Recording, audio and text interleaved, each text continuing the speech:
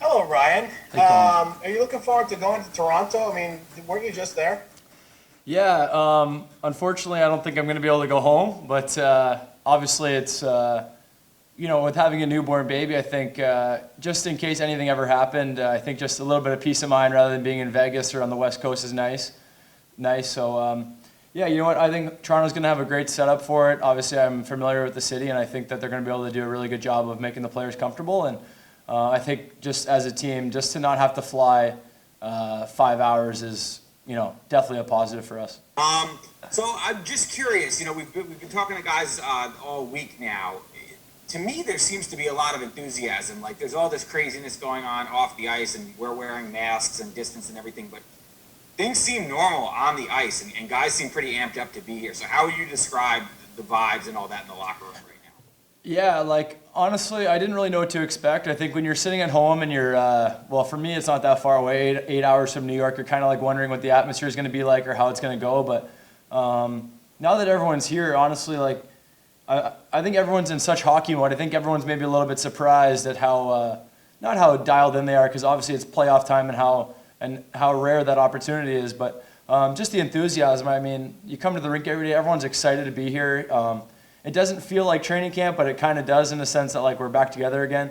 But it feels, we want to finish off what we started. So it's been a ton of fun. Every day the energy's been so high. I think when guys are quarantined with their families and locked inside for a couple months, I think that's natural that we're with the boys again. It's going to be a lot of fun. But yeah, I mean the energy is as high as I've ever seen in this group. The execution on the ice is beyond what I thought it would be at this point, and everyone's effort level has been through the roof. So don't want to be overly optimistic, but I think judging from a team perspective, I think we're really happy with where things are. Hey, how's it going? Just wanted to look ahead a little bit to the bubble and get in your head a little bit about that. What do you think will be the biggest adjustment in the secure zone or bubble environment? Is there anything you're preparing yourself for mentally, physically, lifestyle-wise, logistics in the lead up to Toronto? Honestly, I don't think it's going to be anything too out of the normal, to be honest with you, than a regular road trip. I mean, obviously we're staying in a hotel for an extended period of time, which is one of the things. But to be honest with you, when you get on a road trip, other than going out to dinner with the guys, you kind of hang out in the hotel room. Our team usually has some sort of card game, a poker game or something going on, and I'm sure guys will bring their Xboxes or PlayStations and be all set up there. So honestly, I don't expect too much different than normal. I think I've seen some quotes from other guys around the league just saying, we have food, we have a bed, we have the boys. And when you're on the road, I think that's all that, really goes on. It's just a good time to bond. And from what I hear and I know how the Rangers treat us, I think that we'll have everything we need, all the amenities, and just focus on hockey, focus on rest and recovery, and be ready to go. What are the differences at the rink now, pre-COVID? Like when you come to the rink, what are the steps you take that are different from the steps you would have taken? Well, we have to come. We have to do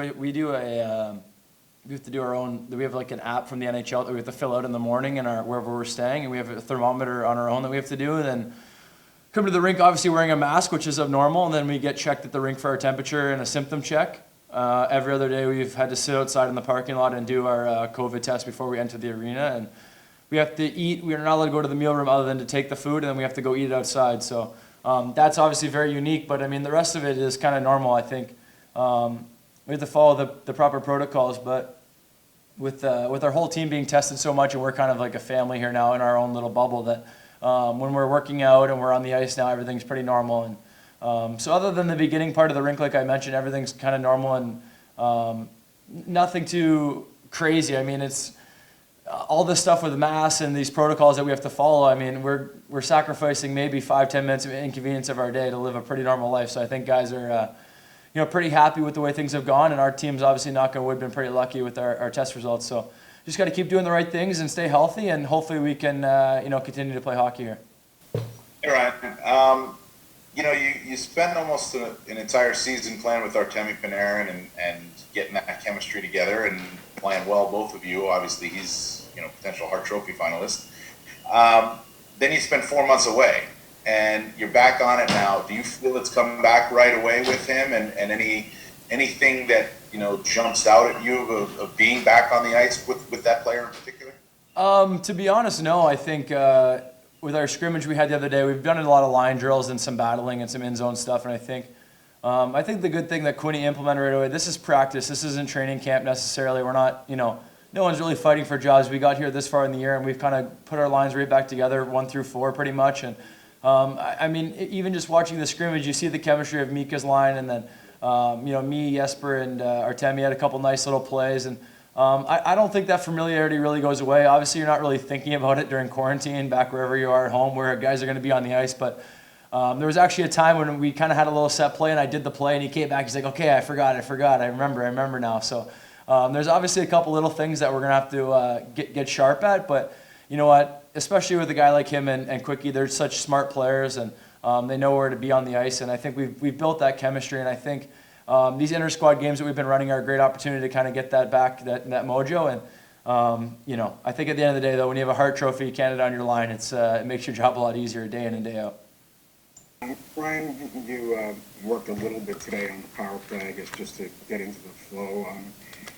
Your power play has been a weapon for long stretches during the season. I'm wondering, what do you think are the ingredients that you have that allow you to be so successful? And I know every power play is streaky, but yours has kind of been a real streaky one this year. Mm-hmm. On fire for 5 or 6 games, and nothing for a couple. So what do you need to do, if you can do anything, to level it out? And what I'm asking. Yeah, no, for sure. Especially in a playoff series, I think that's what you're implying. I mean, there's no time to really be hot and cold. You want to try to execute, and I think the biggest thing is practice right now. Today was our first day practicing, and I mean, I think if you ask the coaches, it might have been the best we moved the puck in a practice all year, and it was obviously our first time doing it. So that's obviously a great sign. And I think in a playoff series, obviously the goals are going to come.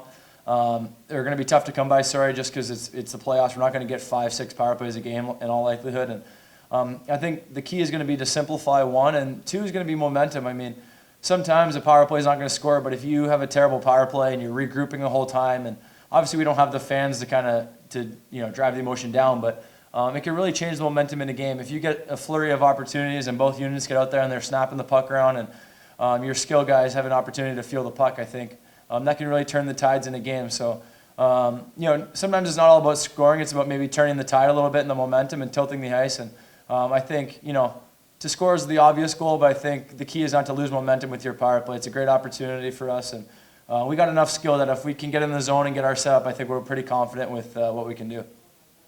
What your overall impressions are of your teammates, the shape they're in, and particularly I'm wondering about Capo. Here's a kid who had came in number 2 overall pick, and went through some struggles, I guess, during the regular season. I'm wondering how he looks to you.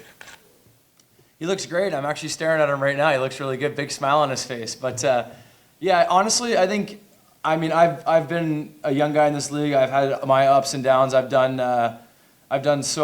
had great moments, and I've had such down moments. So I'm able to kind of, I feel like, know what it's like. And I've said this before. I mean, I can't imagine going across the world and playing in a different league with a different ice and have so many different things thrown at me. So I think for a lot of guys, myself included, I mean, when we went into the break, I hadn't scored in 4 games, and I felt like I had so many chances. So I think for everyone, no matter what your situation is, I think to have a reset is huge. And I think to have some time in the gym, back at your own house, I mean, it's obviously a unique situation. No one ever would have expected this, but from the looks of it, I think everyone went back and they have a great mindset. I think the young guys look stronger. They look more comfortable. I think the older guys look refreshed.